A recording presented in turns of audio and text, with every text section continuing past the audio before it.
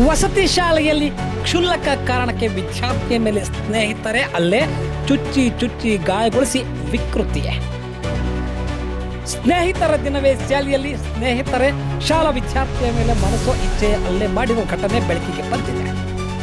10ನೇ ತರಗತಿ ವಿದ್ಯಾರ್ಥಿ ಪ್ರೀತಮ್ ಎಂಬ ಬಾಲಕನ ಮೇಲೆ ಹಲ್ಲೆ ಮಾಡಿದ್ದು ಬಾಲಕ ಗಂಭೀರವಾಗಿ ಗಾಯಗೊಂಡಿದ್ದಾನೆ.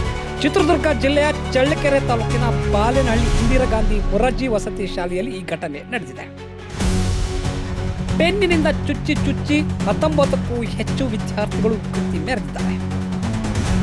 ಮಲಗಿದ್ದವನ ಮುಖಕ್ಕೆ ತಣ್ಣೀರು ಎರಚಿ ಅಮಾನೀಯವಾಗಿ ವರ್ತಿಸಿದ್ದು ಇದೀಗ ಬೆಳಕಿಗೆ ಬಂದಿದೆ.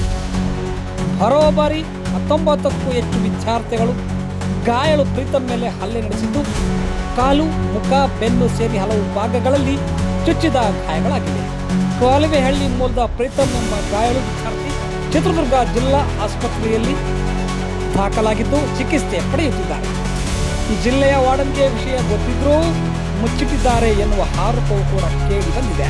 ಚಳ್ಳಕೆರೆ ಪೊಲೀಸ್ ಠಾಣಾ ವ್ಯಾಪ್ತಿಯಲ್ಲಿ ಈ ಘಟನೆ ನಡೆದಿದೆ. ಈ ಘಟನೆಯಿಂದಲೇ ಪೋಷಕರಿಗೂ ಸಹ ಆತಂಕವನ್ನು ಉಂಟು ಮಾಡಿದೆ.